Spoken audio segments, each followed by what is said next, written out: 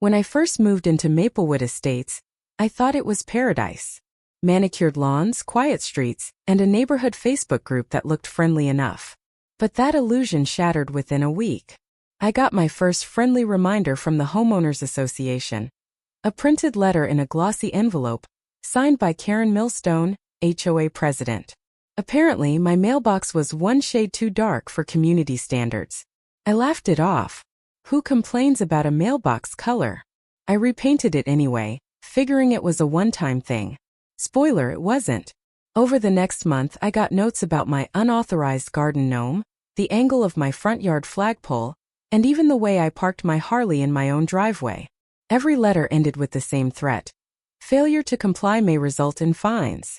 I started keeping them in a folder labeled Karen's Greatest Hits.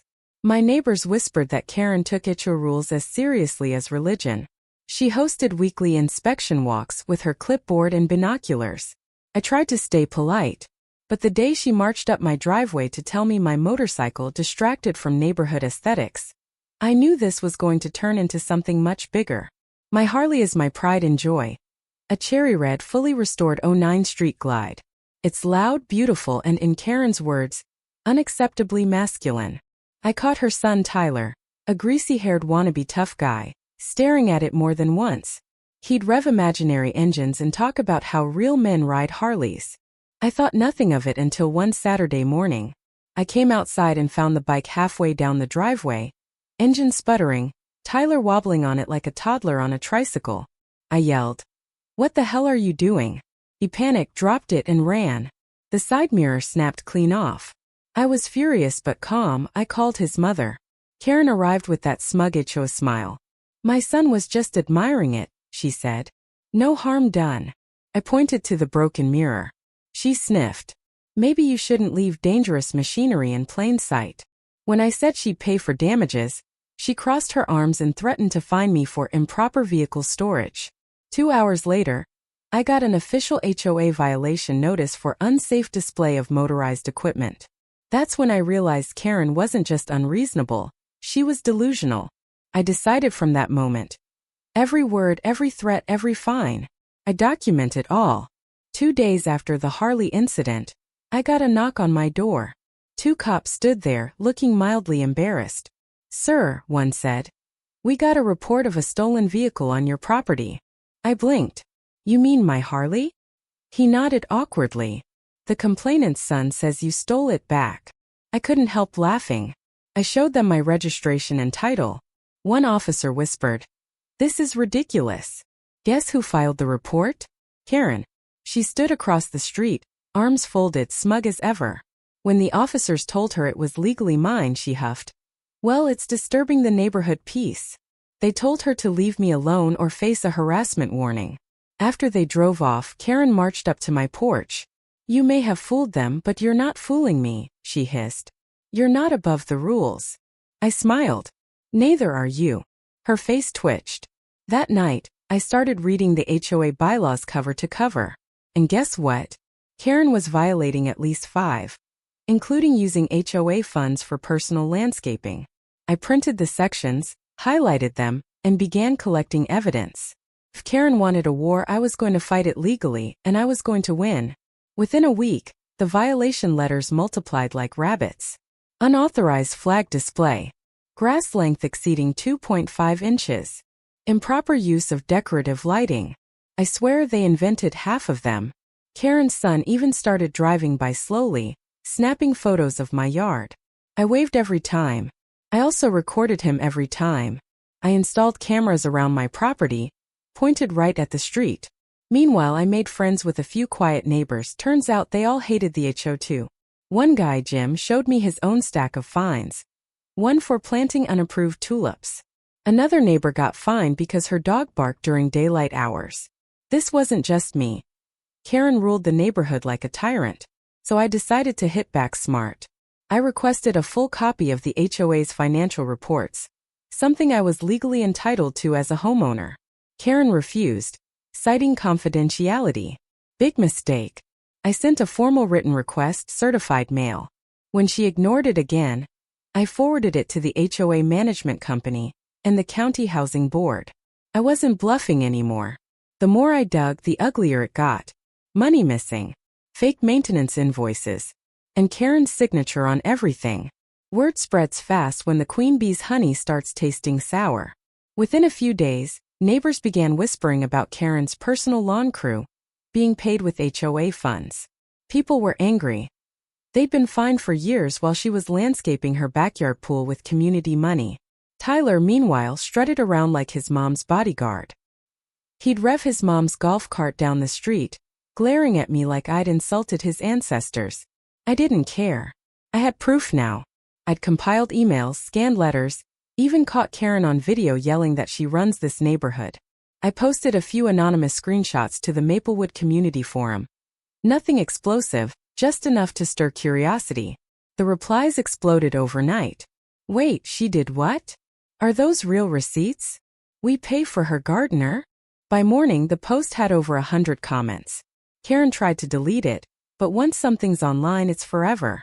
The next day, the HOA board suddenly announced an emergency meeting.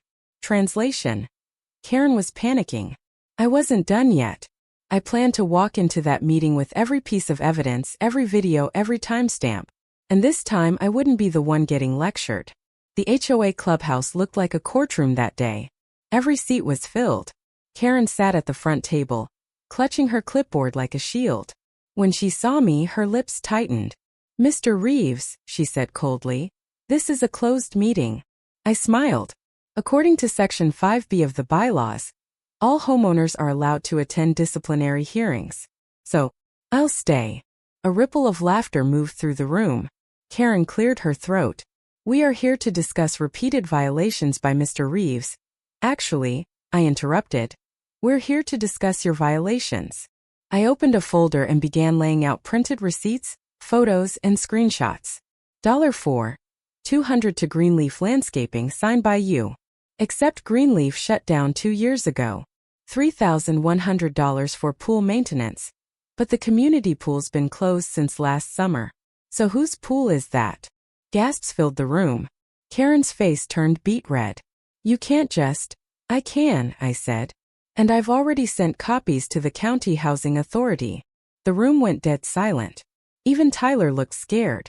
The meeting ended in chaos, with Karen storming out and the rest of the board members whispering furiously.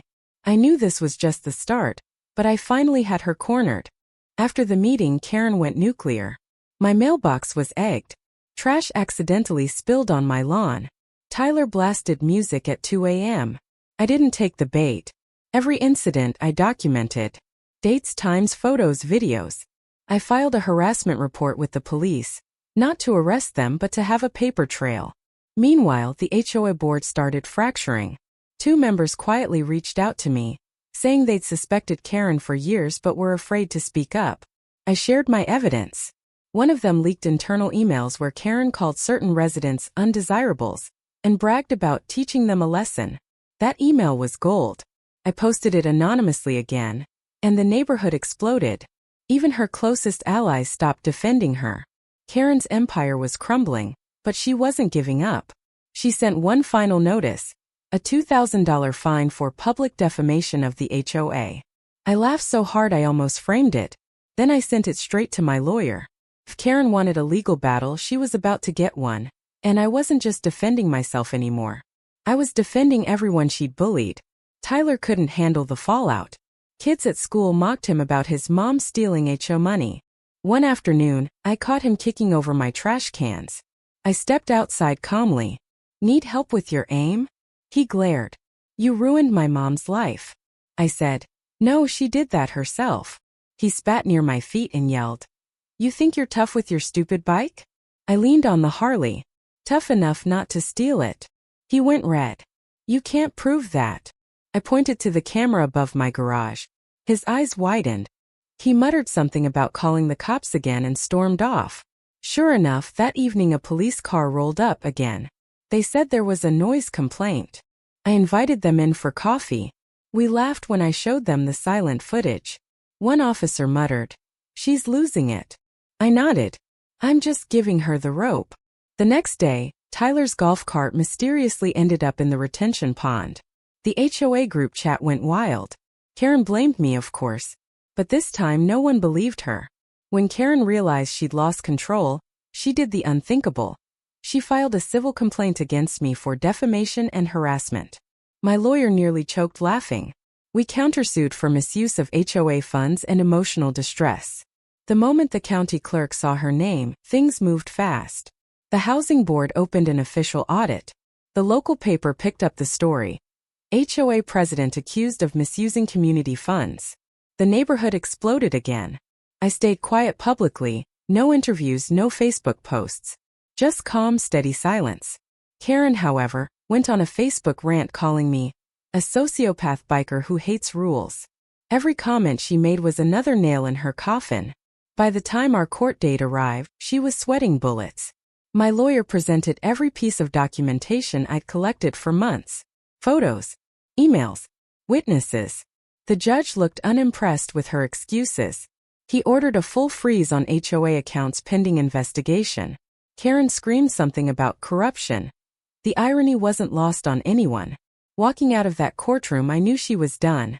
The official HOA audit was brutal. Inspectors uncovered years of shady spending, landscaping, catering, even a leadership retreat at a spa resort, all charged to the HOA card. Karen's signature was on nearly every page. The board voted to suspend her pending results, but she refused to step down. So they voted again, this time publicly. Residents gathered at the clubhouse as Karen tried to shout over everyone. "You don't understand. I earned those benefits," she yelled. A neighbor stood up. "We didn't pay for your pool." People started chanting, "Vote her out." The motion passed unanimously. Karen stormed out, screaming that the neighborhood would collapse without her. Within an hour, she was removed from all HOA authority. I watched from my porch as she packed her SUV, Tyler sulking beside her. She didn't even look at me. When the moving truck pulled away, I started my Harley and revved it once, not out of spite but closure. The sound echoed through Maplewood like a victory bell. After Karen left, Maplewood felt different. Peaceful. The new interim board, led by Jim, invited everyone to help rewrite the bylaws. We threw out the ridiculous stuff.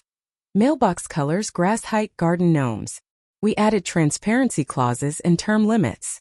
For the first time, people smiled at each other again. The cameras I installed? Still there, but now they caught nothing but kids playing. Tyler's old house sold within weeks. The new owners waved when they moved in. One of them even complimented my Harley. "She's beautiful," he said. Karen would have hated that. I laughed. The community fund, once empty, now had enough to fix the pool and plant new trees.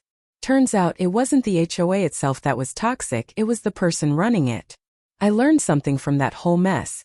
When people misuse power, the best revenge isn't anger. It's patience, evidence, and timing. A few months later, the HOA held a reunion meeting to celebrate reforms. Everyone brought food. Someone even joked about making Karen-free cupcakes. During the open floor, Jim thanked me for standing up when the rest of us were scared. I shrugged. "I just didn't like bullies." He smiled. "You helped us all." The new rules passed unanimously, including one that banned any president from serving more than one consecutive term. As I looked around the room, people laughing, kids running, it hit me how much one person's ego had poisoned a place that could have been wonderful. I walked home, stopped by my Harley, and thought about the start of it all. A broken mirror, a power-hungry woman, and a son who thought rules only applied to others. Now, the mirror's fixed, the HOA's honest, and my driveway's still the same. Only this time, no one's taking photos of it for fines. 6 months later, I got one last envelope. No return address, just my name. Inside was a single note in looping handwriting. "I hope you're proud. You ruined my life. Cam." I folded it, set it in the same binder where I'd kept all the old violations, and smiled. I didn't ruin her life, she did. She underestimated the one thing she couldn't control. Someone who actually read the rules. Later that night, I rode my Harley down Maplewood's main road. The air was cool, the houses quiet. No fines, no threats, no clipboard shadows in the morning. Just peace. Sometimes justice doesn't come from revenge or shouting. It comes from outlasting the people who think they're untouchable. Karen learned that the hard way. And as my engine roared softly into the distance, I couldn't help but think, Freedom never sounded so good.